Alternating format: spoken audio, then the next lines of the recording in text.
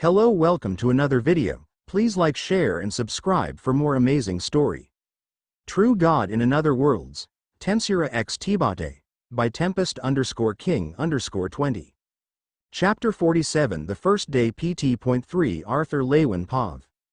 As if in perfect harmony, the resounding chime of the bell reverberated through the classroom, signaling the end of the class. I turned away from the stunned gazes and slackened jaws of my classmates, feeling a sense of satisfaction wash over me. As soon as I stepped out of the classroom, I felt a hand tap my shoulder, causing me to turn around. Fairith stood beside me, his arm casually draped over my shoulder. He gave me a thumbs up, a genuine smile playing on his lips. As expected from my rival, your skills have improved since the last time we fought. I couldn't help but return the smile. Thanks, Faye. Kathleen approached us, her expression unreadable as always. That was quite an impressive display, Arthur, she said, her voice soft but confident. Rimuru, his trademark grin stretching from ear to ear, joined our little gathering. I have to admit, that was pretty amazing, Art. I glanced at my mischievous brother, who had orchestrated this whole ordeal. I probably would have been grateful for that if you hadn't been the one forcing me to do it, I said, as Sylvie leaping onto my brother's head. Come on, what's the worst that could happen? He cheerfully asked, playfully nudging my shoulder. Unable to resist, I rolled my eyes and smiled despite myself. All right, we will go now. We have Gideon's class next, my brother declared, waving to our friends as he started walking. I fell into step beside him, and we made our way through the bustling halls of the academy. You owe me one, I stated, half jokingly, as we walked side by side. Because of you, I'll be in the spotlight for a while, even though I didn't want to stand out. Okay, I promise I'll make it up to you, my brother replied, his voice tinged with teasing amusement. Though, to be fair, you would have been the subject of attention even without my little push. I couldn't help but let out a small sigh, acknowledging the truth in his words. Despite my best efforts to blend into the background and avoid unnecessary attention, my skills had demanded a spotlight that I had never sought. And now, as we made our way through the bustling halls, I couldn't help but wonder how this newfound attention would shape my future at the academy. As we made our way towards my next class, I couldn't help but feel a twinge of frustration. I had been impulsive in that moment, only seeking to overpower Professor Geist quickly. Using only my wind and earth attributes, I hadn't been able to end the battle as effortlessly as I had hoped. Perhaps being bestowed with too many gifts had made me a bit too arrogant.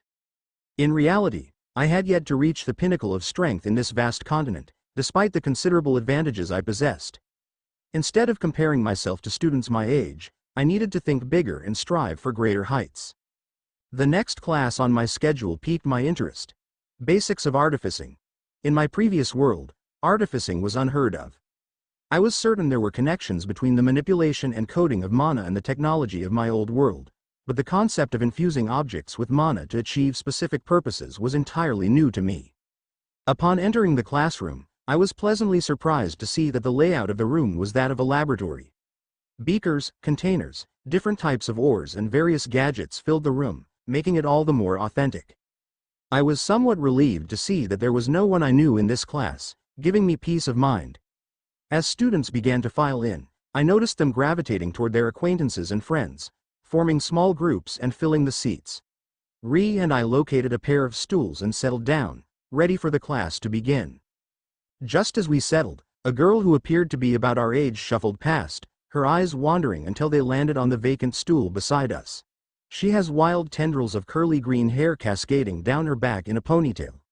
Her round glasses accentuated her wide eyes, giving her an air of intelligence, while the freckles that sprinkled across her cheeks added a touch of youthful charm.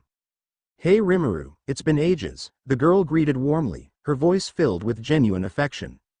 Ree's face immediately lit up at the sound of her voice. Oh, Emily. How have you been? He replied eagerly. I've been good, thanks, Emily responded, her gaze momentarily flickering towards me, her expression betraying her curiosity before returning to Ree. Ree gestured towards me with a playful flourish. Oh, this is my twin brother Arthur, he introduced, a proud glint in his eyes. Ah, I see. Wait, twin, Emily exclaimed, her astonishment evident. I nodded politely, offering her a warm smile. Yes, we're twins. It's a pleasure to meet you, Emily. Her shock lingered on her features as she blinked rapidly. Wow, I never would have guessed. You two look so different, she remarked, her voice filled with amazement. Ri chuckled at her reaction, a fond smile playing on his lips. Believe me, we've heard that countless times before. Emily joined us, her eyes alight with excitement, as she gracefully took a seat on the stool beside Ri. The moment their eyes met, a flurry of conversation erupted between the two, their words spilling out in a rush as they eagerly recounted their previous experiments. It was clear to me that Emily possessed an extraordinary level of skill for someone her age, having been groomed as a student by Gideon himself. In fact, she had even created a projection display artifact, a testament to her talent. A mischievous glint danced in Emily's eyes as she turned her attention to me. Ah, that's right, Arthur. I heard that you overwhelmed and completely demolished a light yellow core stage veteran adventurer professor, Professor Geist. My jaw dropped in disbelief. What? How do you already know about what happened with Professor Geist? That literally just happened 15 minutes ago. Don't be so surprised. This is a magic academy, after all. News and rumors have a way of circulating with astonishing speed. I wouldn't be surprised if half of the class already knows about it, she replied with a smirk, wagging her finger playfully. I turned to my brother, but he avoided meeting my gaze, pretending to engage in a conversation with Sylvie. Frustration welled within me, but before I could voice my concerns, the classroom door swung open, capturing everyone's attention. In the doorway stood a figure that was familiar to me, with his eccentric appearance and mismatched goggles. It was none other than Gideon, the esteemed professor who was known for his unconventional teaching methods and unorthodox experiments. As he made his way towards the podium, his goggles bounced erratically, giving him an almost comical air. Greetings, plebeians. It is my utmost pleasure to grace you all with my presence as your esteemed teacher for this class, Gideon exclaimed, his voice filled with an arrogant charm. As his gaze traversed the classroom, a condescending glint flickered in his eyes, until finally, his gaze settled on Emily, Ri, and myself. An exaggerated display of surprise flashed across his face, as he clutched his cheeks in mock astonishment, eliciting an incredulous shake of my head. Well, if it isn't Arthur and Rimuru. I had no inkling that the two of you would be gracing my class with your presence, Gideon exclaimed, his tone dripping with playful sarcasm. A mental chastisement formed in my mind, resenting my brother for his omission. You never told me that Gideon was the professor. In his defense, Ri replied, a hint of defensiveness creeping into his words. I did mention earlier that he would be joining the faculty. What else did you expect him to teach? Mana manipulation? Besides, it was mentioned in the academy's announcement? A curse escaped my thoughts as the realization washed over me that I had unknowingly signed up for the class taught by the unpredictable mad scientist himself. And why did you sign up? I questioned, my frustration seeping into my mental communication. Ri sighed, a hint of resignation in his voice. Well, I happened to owe him a favor, and he used it as leverage to make me attend his class. So let's begin the first day of classes by a little introduction of myself, Gideon smiled, writing his name in big letters behind him. With that, Gideon began his introductory spiel, a seemingly endless monologue that was filled with his own grandeur and achievements. As the minutes ticked by, I found myself struggling to stay awake, my gaze repeatedly drifting to the verge of slumber. I was not alone in this, as the majority of the class also fought to maintain their focus amidst Gideon's verbose pontifications. However, Emily remained undeterred, her eyes shimmering with an unquenchable enthusiasm as she absorbed every morsel of knowledge that spilled forth from Gideon's thin lips. It was evident that even a prodigy like her held Gideon in high regard within the realm of artificing, causing a flicker of admiration to stir within me. Meanwhile, Ri was engrossed in conversation with Sylvie, who had curled herself up on the desk, claiming Ri's arm as a cozy pillow.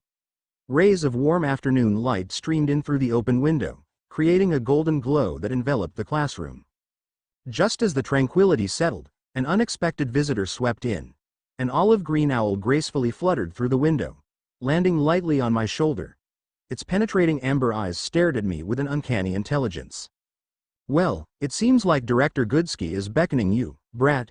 Gideon chuckled as he walked up to me. He winced at the tension in his hunched shoulders, attempting to ease the knots with a gentle massage. You shouldn't keep her waiting. Shoo, off you go.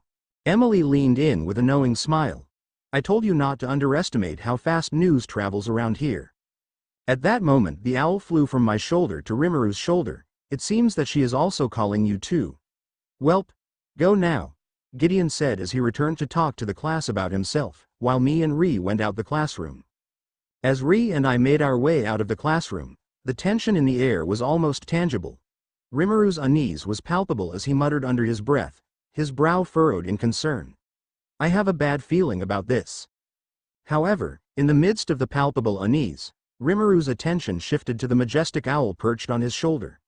Anyway, how are you, Avier? He inquired, genuine curiosity lacing his tone. Avier, with his shimmering feathers catching the light, turned his head to regard Rimuru. A silent understanding passed between them as the owl bobbed his head in response, indicating his comprehension of the spoken word. Ri urged Avier, come on, you can talk freely, there's no one listening.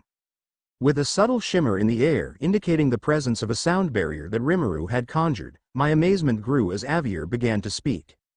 He can talk? I gasped, my astonishment evident in my voice. Ri's chuckle filled the air, his eyes sparkling mischievously.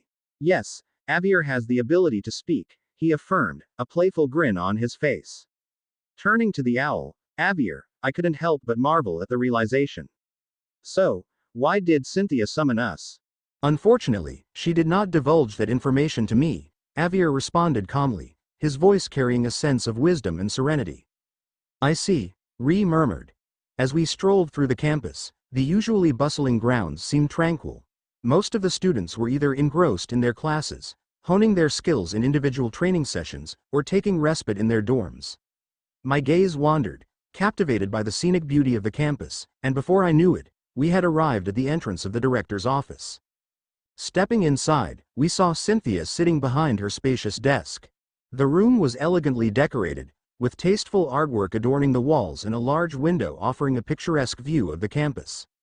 Sunlight streamed in through the glass, casting a warm glow in the room. Cynthia appeared deep in thought, her head resting upon her delicate hands. I and Ri approached her with a hint of caution, settling onto the plush couch positioned in front of her. Avier gracefully left Rimuru's shoulder to perch on the corner of Cynthia's desk, while Sylvie jumped onto the desk and engaged in a lively conversation with the owl. Is there something you needed from us, Director? I asked respectfully, trying to match the composed demeanor Cynthia exuded. Cynthia maintained her composure, her expression undisturbed as she delved into the matter at hand. Her eyes scanned the documents on her desk before settling on us. Yes, I called you here regarding the little demonstration in Professor Geiss's class. Her voice remained cool and collected as she mentioned the potential trouble I might have caused. We've just dismissed Professor Geist from our academy. Princess Kathy Ln personally stepped forth and explained, recounting the exact details of what transpired. Naturally, I had to seek additional verification, but all those involved unanimously agreed that the professor posed a danger to our students.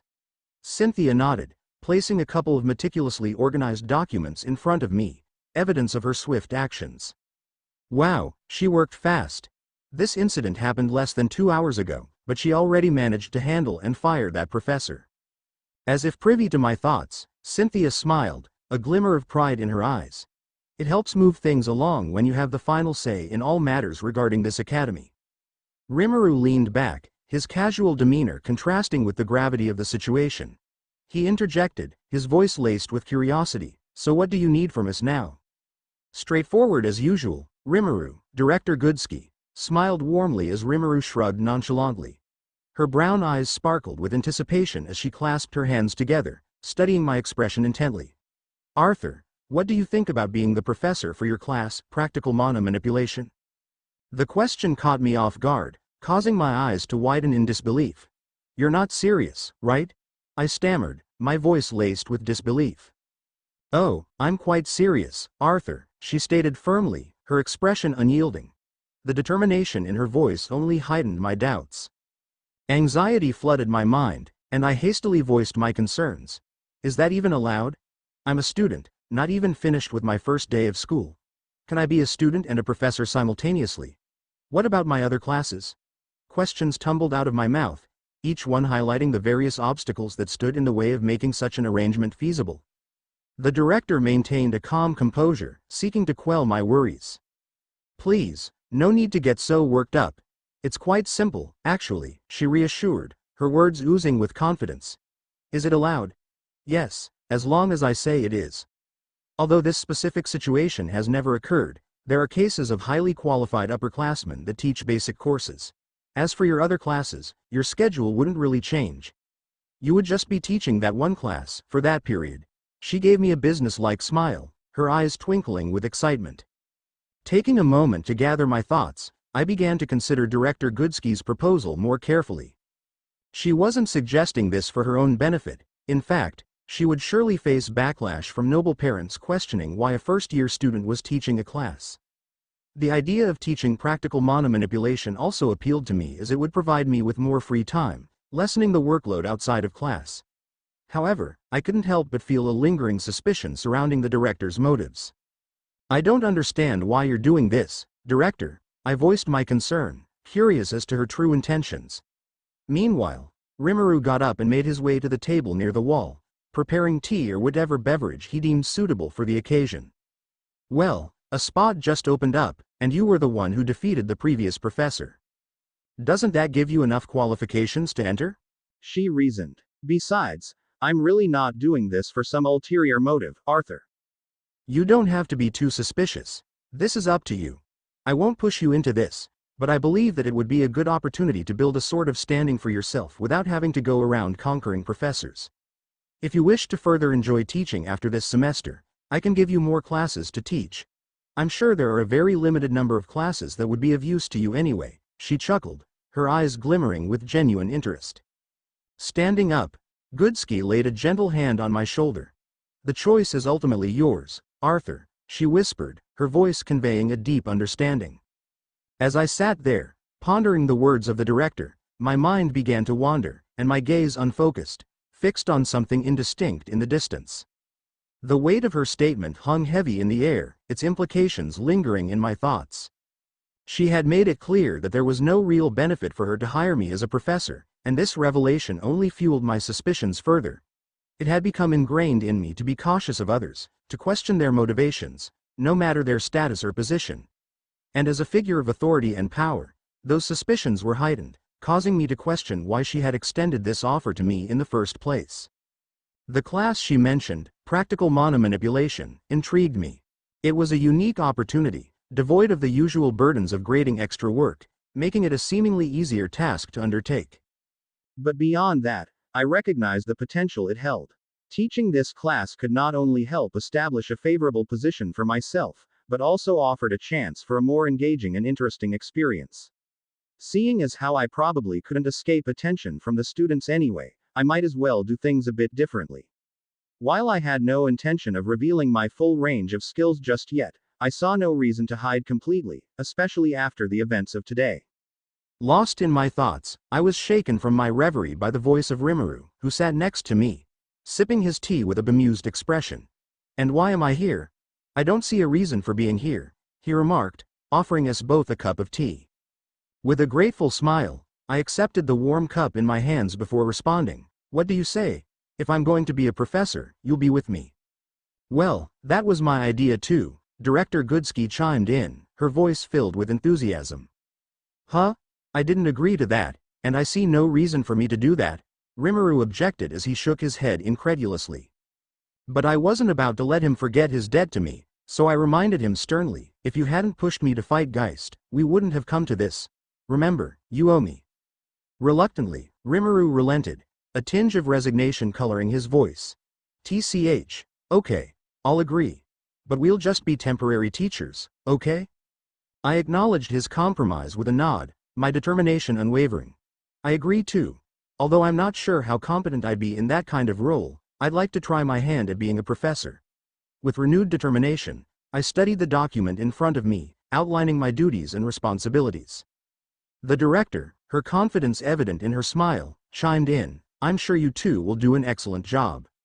Cynthia Goodsky-Pov, as I observed the Lewin twins, Arthur and Rimuru, agreed to take on the role of temporary professors. A surge of satisfaction enveloped me. It was a rare occurrence to witness such extraordinary potential in students, particularly those as young as the twins. Their unique circumstances and exceptional abilities set them apart from their peers, and I harbored no doubt that they would excel in their newfound positions. The encounter with Professor Geist had been a fortuitous turn of events, resulting in the removal of a potentially dangerous individual from our academy. And now, with Arthur and Rimuru stepping into their roles as instructors for the practical mana manipulation class, I had every confidence that they would inject a fresh wave of innovation and creativity into the curriculum. Their unconventional approaches and exceptional skills would undoubtedly captivate and inspire the students, urging them to delve deeper into the uncharted territories of their own potential. As the twins departed from my office, their figures receding into the distance, Avier broke the silence. His gaze lingered on Rimuru and Arthur, who were now mere specks in the landscape outside the window. "Are you absolutely sure about your choice?" he inquired, his tone laced with a mix of curiosity and concern. "Yes, without a doubt," I responded, my voice brimming with unshakable confidence. "Although I feel bad for them, especially Rimuru, I am resolute in my commitment to nurture and strengthen these young mages." My intentions were pure, devoid of any ulterior motives. I had no other motives for making the Lewin twins professors, just my desire to develop the young talents in this academy. After all, that was my goal in building this academy. In preparation for the imminent war that loomed over the continent, I dedicated countless hours and resources to building the academy. Through my tireless efforts, it had become the most esteemed institution in the region, attracting a steady stream of talented individuals seeking to hone their skills. Over the years, I had witnessed the rise of numerous prodigies, but none could compare to the extraordinary talents possessed by the brothers, Rimuru and Arthur. Both brothers possessed an astonishing array of gifts, spanning across the realms of magic, swordsmanship, strategic planning, and intellect. Their prowess surpassed that of any other prodigy I had encountered in my lifetime. Tessia and Lilia, who were undoubtedly talented in their own right, paled in comparison to the twins' boundless potential. It was clear that they had the capacity to ascend to unparalleled heights, becoming revered figures within this world. However, despite their exceptional aptitude, I was hesitant to burden them with the weight of an impending war. I had strived to shield them from the impending chaos, but Rimuru, even at the tender age of 12, had demonstrated an acute awareness of the impending conflict. He had already begun preparations, orchestrating plans and strategies that even the rulers of this continent remained oblivious to. In fact, Rimuru had already made significant contributions to Decathlon, surpassing my own efforts over the past decades. He had trained the likes of Kyle and Kyla, a set of twins who had graduated 2 years prior, instilling within them advanced combat techniques and strategic acumen. They had become invaluable assets to the academy and the forthcoming war effort. And among the talents he had nurtured, Lilia stood out as one of the most promising. Thoughts of another pair of girls, Seal and Sylvia, who seemed to share a close bond with Rimuru, crossed my mind. It was evident that both possessed exceptional talents as well, considering their mastery of the 4 elements. Yet, amidst my musings, questions arose. Did they possess knowledge of the impending war? What about Rimuru's brother and family? His loyal followers? Did he reveal to them the impending chaos that would upend this continent? As I grappled with these questions, I couldn't help but recognize the enigmatic nature of Rimuru. He presented himself as a carefree, indifferent character, concealing the weight of the world behind a facade. He understood the consequences of the forthcoming war, and he was taking measures to prepare himself and those around him, each step a testament to his unwavering determination. However, I couldn't help but harbor a flicker of hope, tempered by the reality of the situation.